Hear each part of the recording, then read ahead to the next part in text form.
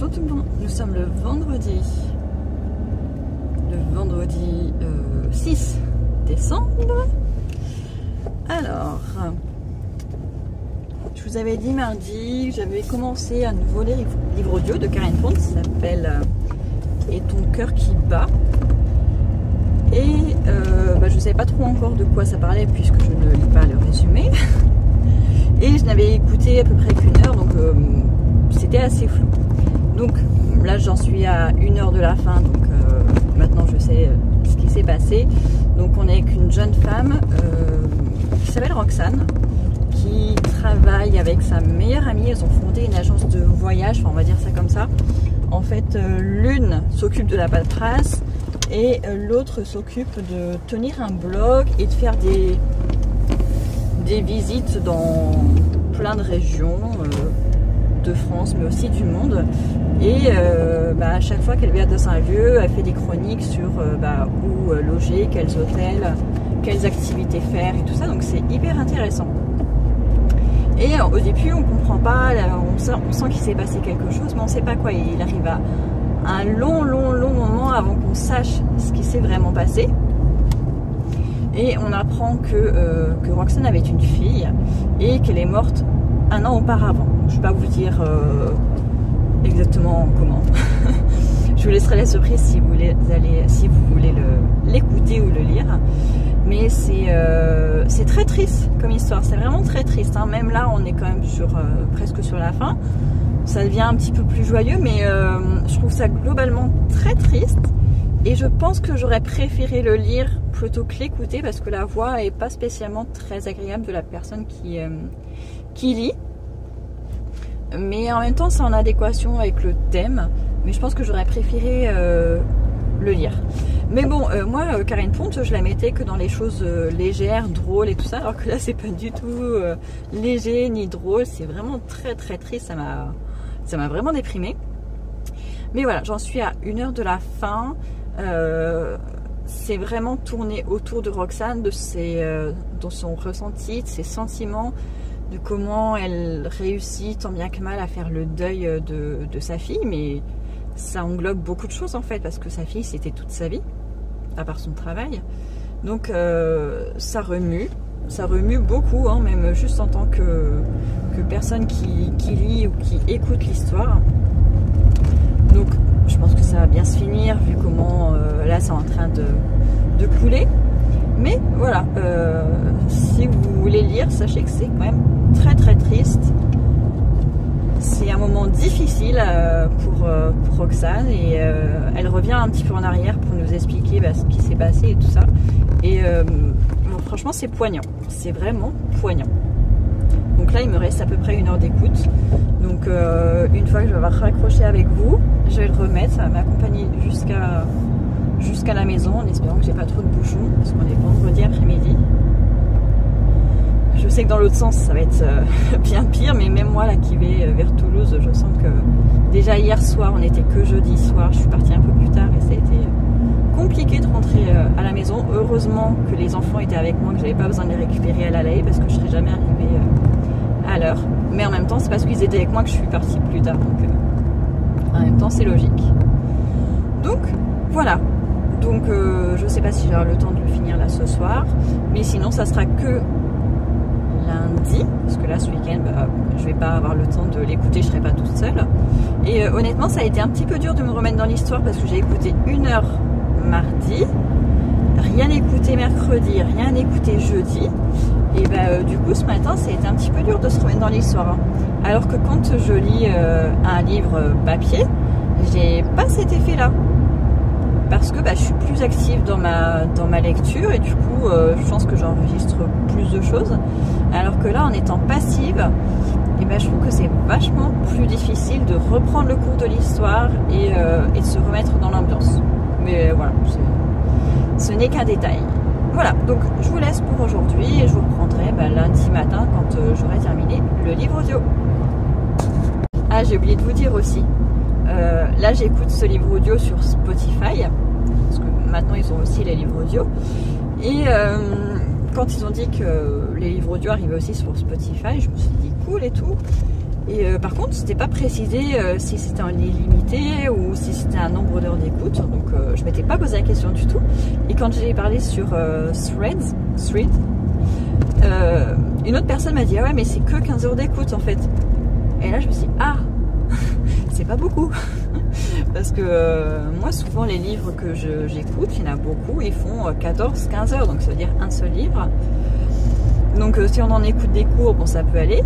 Mais là tout à l'heure je me suis retrouvée coincée, le truc s'est arrêté, je comprenais pas, je me dis peut-être que je reçois un appel, mais non.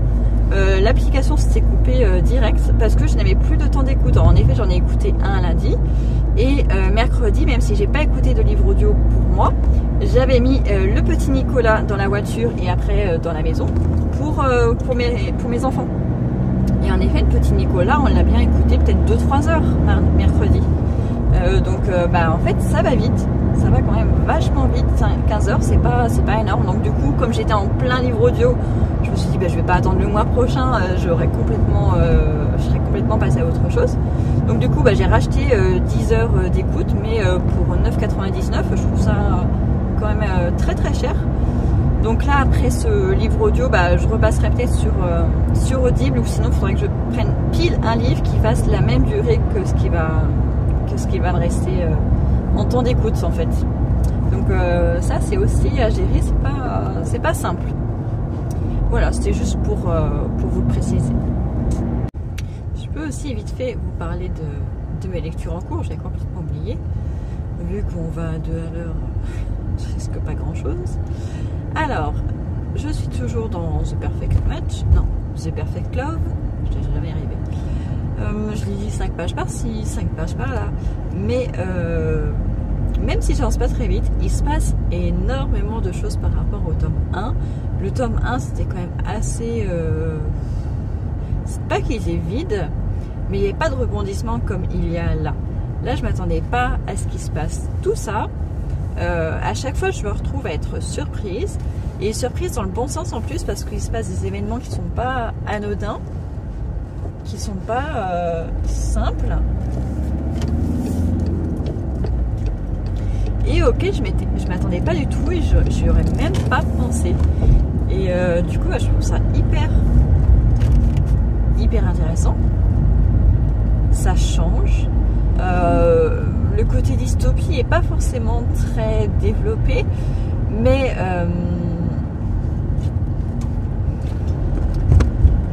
comment vous racontez ça sans vous spoiler le 1? Ça va pas être simple. Mais bon, comme souvent dans les dystopies, il y a on va dire un gouvernement en place, et dans les dystopies c'est souvent suite à des guerres écologiques ou à une destruction massive, des choses comme ça, avec des territoires à éviter. Et là, c'est le cas dans cette histoire-là. Mais il y a des rebelles qui souhaitent quitter ce gouvernement et passer du côté de la frontière, alors qu'on ne sait rien du tout de ce qu'il y a derrière la frontière. Et là, dans ce tome, on va derrière la frontière. Et du coup, on voit un petit peu ce qui se passe. Et on se dit que finalement, oui, certes, le gouvernement initial n'était pas forcément très libertaire, mais le fait de passer de l'autre côté, donc clandestinement et tout ça, eh ben, on gagne pas forcément beaucoup en liberté. On a un peu l'impression que c'est une sorte d'une seconde dictature en fait. Voilà, je trouve ça hyper intéressant. Je sais pas du tout où ça va nous mener. Parce que j'en suis même pas à la moitié je crois, donc il peut encore se passer énormément de choses, mais en tout cas j'aime beaucoup les personnages principaux. Ils sont jeunes, ils font confiance, il y a de l'humour, enfin j'aime beaucoup. Le seul truc qui m'embête c'est que l'autrice, en parlant d'un des garçons bruns, l'appelle le brun. Alors c'était déjà le cas dans le tome 1 et ça me saoulait aussi. Je trouve ça très bizarre d'appeler quelqu'un le brun.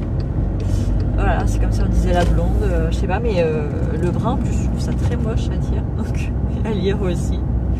Donc voilà pour The Perfect Match et The Perfect Love.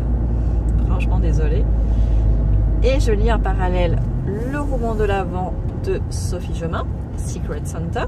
Donc j'ai lu les 5 premiers chapitres pour l'instant.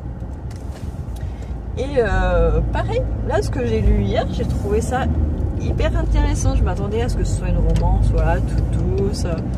Et ben pas du tout. On est avec une étudiante à Lille qui étudie la sociologie.